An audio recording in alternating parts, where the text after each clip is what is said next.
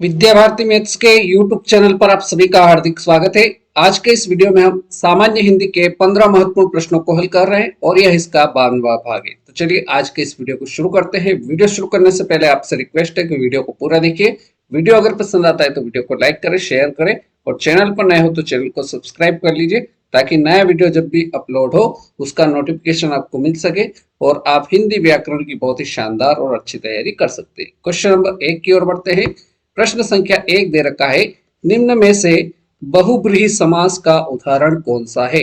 चारों विकल्प में से हमें बहुब्रीहि समास का उदाहरण बताना है। ऑप्शन ए दे रखा है कमल नयन, कमल के समान नयन, अर्थात यहाँ पर जो समास हो जाएगा वो आपका कौन सा समास हो जाएगा, यहाँ पर आपका कर्मधारय समास हो जाएगा।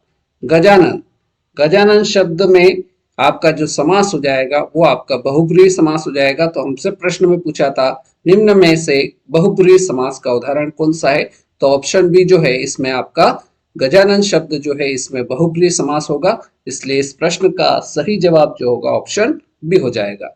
नेक्स्ट ऑप्शन देखते हैं अन्न जल, यहाँ पर अन्न और जल दोनों शब्द दोनों पद प्रधान है, इसलिए यहाँ पर जो समास होगा वो आपका द्वंद्व समास हो जाएगा। कौन सा समास हो जाएगा, द्वंद्व समास हो जाएगा। और आखिरी ऑप्शन दे रखा है मुखचंद्र, यहाँ पर आपका कर्मधारय समास हो जाएगा। राइट, तो पहले प्रश्न का ऑप्शन बी हमारा एकदम राइट आंसर रहेगा। नेक्स्ट क्वेश्चन की ओर बढ़ते हैं। क्वेश्चन नंबर 2, सदैव में प्रयुक्त संधि का नाम है। सदैव शब्द में कौन सी संधि होगी यह हमें बताना है। व्यंजन संधि, ऑप्शन बी वृद्धि संधि, ऑप्शन सी विसर्ग संधि, ऑप्शन डी दे रखा है इनमें से कोई नहीं। तो सबसे पहले हमें जो शब्द दे रखा है इस शब्द का हम क्या करेंगे, संधि विच्छेद करेंगे। संधि विच्छेद होगा सदैव शब्द का सदा, सदा धन एव, सदा धन एव बराबर कितना हो जाएगा, सदैव हो जाएगा। अब इसमें बताना है कि इसमें कौन सी संधि होगी। तो सदा धन एव बराबर सदैव, इस शब्द में जो संधि होगी वो आपकी वृद्धि संधि हो जाएगी, इसलिए बी ऑप्शन इस प्रश्न का बिल्कुल सही जवाब रहेगा। राइट, अगला प्रश्न, प्रश्न संख्या 3, निम्न में प्रेरणार्थक क्रिया है, वह सीता से पत्र लिखवाती है। ऑप्शन बी है तोता उड़ता है, सी बच्चा सोता है, डी खेल खेलता है।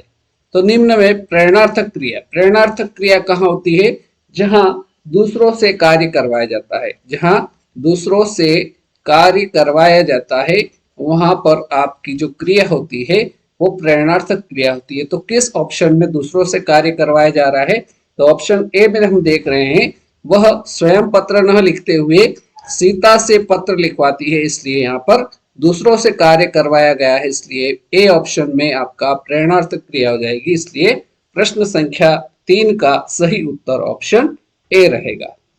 क्लियर। प्रश्न संख्या 4, प्रश्न नंबर 4 कह रहा है आकाश पाताल का अंतर, आकाश पाताल का अंतर मुहावरे का सही अर्थ क्या है। क्या कह रहा है, आकाश पाताल का अंतर, इस मुहावरे का सही अर्थ क्या है। बहुत डर जाना, बहुत मेहनत करना, बहुत कम अंतर होना, ऑप्शन डी है बहुत अधिक अंतर होना। तो आकाश पाताल का अंतर, इस मुहावरे का जो सही अर्थ होगा वो हो जाएगा बहुत मेहनत करना। बी विकल्प इस प्रश्न का एकदम सही जवाब रहेगा। आगे बढ़ते हैं प्रश्न संख्या 5 की ओर। जो शब्द विशेषण अथवा क्रिया विशेषण की विशेषता बतलाए, जो शब्द विशेषण अथवा क्रिया विशेषण की विशेषता बतलाए उसे क्या कहते हैं। परिमाणवाचक विशेषण, बी है सार्वनामिक विशेषण, सी प्रविशेषण, डी विशेष्य। तो जो शब्द विशेषण अथवा क्रिया विशेषण की विशेषता बतलाए उन्हें कहा जाता है प्रविशेषण, इसलिए इसका सही जवाब जो हो जाएगा वो विकल्प सी रहेगा। राइट। प्रश्न संख्या 6, चांदी का जूता मारना, चांदी का जूता मारना, इस मुहावरे का अर्थ क्या है। चोरी करना, ऑप्शन बी कठोर चीज से प्रहार, सी कीमती चीज लुटा देना, ऑप्शन डी घूस देना।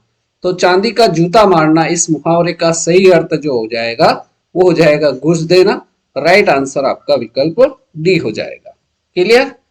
प्रश्न संख्या 7, निम्न में से द्विगु समास है, निम्न में से द्विगु समास बताना है कि कौन से विकल्प में आपका द्विगु समास का उदाहरण है।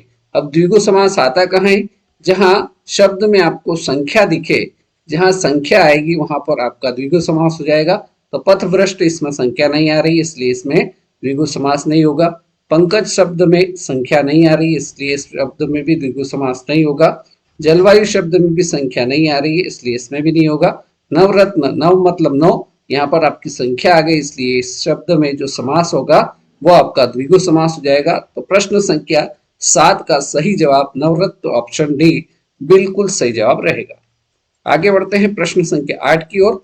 अक्ल के घोड़े दौड़ाना, अक्ल के घोड़े दौड़ाना मुहावरे का अर्थ है। क्या कह रहा है? अक्ल के घोड़े दौड़ाना, इस मुहावरे का अर्थ क्या होगा? बहुत सोचना विचारना, ऑप्शन बी खतरा मोल लेना, ऑप्शन सी सबसे अलग रहना, ऑप्शन डी निश्चिंत होकर सोना। तो अक्ल के घोड़े दौड़ाना, इसका सही जवाब जो होगा, इस मुहावरे का सही अर्थ जो होगा बहुत सोचना विचारना, अर्थात ए ऑप्शन आपका बिल्कुल सही जवाब रहेगा। प्रश्न संख्या 9, जो आंखों के सामने न हो, जो आंखों के सामने न हो के लिए उपयुक्त शब्द है। जो आंखों के सामने न हो उसके लिए उपयुक्त शब्द क्या होगा? प्रत्यक्ष होगा, विपक्षी होगा, परोक्ष होगा या प्रतिमुख होगा? तो जो आंखों के सामने न हो उसके लिए एक शब्द जो प्रयुक्त होगा वो हो जाएगा परोक्ष।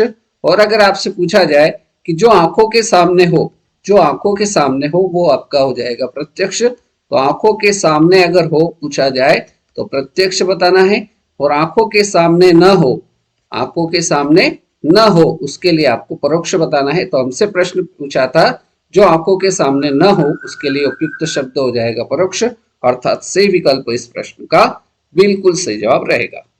प्रश्न संख्या 10, जंगल में लगने वाली आग, जंगल में लगने वाली आग क्या कहलाती है? जठरानल, बड़वानल, दावानल या कामानल? तो जंगल में लगने वाली आग जो कहलाती है वो आपकी दावानल कहलाती है। सी जवाब, सी ऑप्शन आपका बिल्कुल सही जवाब रहेगा। अगर पेट में लगने वाली आग पूछा जाए तो जठरानल जो होती है पेट में लगने वाली आग हो जाएगी आपका। पेट में लगने वाली अगर आग पूछा जाए क्या कहलाती है तो जठरानल कहलाती है। बड़वानल क्या होती है? तो ये समुद्र में लगने वाली आग, समुद्र में लगने वाली आग क्या कहलाती है? तो बड़वानल कहलाती है। ये चीजें भी अपने को याद रखना है। नेक्स्ट क्वेश्चन देखते हैं, क्वेश्चन नंबर 11, आग शब्द का सही रूप है। आग शब्द का सही रूप क्या होगा? अगन होगा, अग्नि, अग्नि या अग्नि? तो आग शब्द का सही रूप जो हो जाएगा वो अग्नि हो जाएगा। बी विकल्प आपका राइट आंसर रहेगा। नेक्स्ट क्वेश्चन, क्वेश्चन नंबर 12, प्रश्न नंबर 12 है, संभवतः आज वर्षा हो जाए, संभवतः आज वर्षा हो जाए अर्थ के आधार पर वाक्य का भेद बताइए। संदेहवाचक, संकेतवाचक, विस्मयादि बोधक वाचक या इच्छावाचक? तो संभवतः आज वर्षा हो जाए, इस वाक्य का जो भेद होगा संभावना है संदेहवाचक, आपका बिल्कुल सही जवाब ऑप्शन ए हो जाएगा। नेक्स्ट क्वेश्चन, क्वेश्चन नंबर 13, गायन शब्द का संधि विच्छेद है। गायन शब्द का संधि विच्छेद बताना है। गा धन यन, गे धन यन, सॉरी गे धन अन, गै धन अन या गा धन अन? तो गायन शब्द का सही संधि विच्छेद जो होगा वो होगा गै धन अन, अर्थात ऑप्शन सी क्वेश्चन नंबर 13 का बिल्कुल सही जवाब रहेगा। नेक्स्ट क्वेश्चन की ओर बढ़ते हैं, क्वेश्चन नंबर 14, अम और अह, अम और अह का संबंध इनमें से किससे है?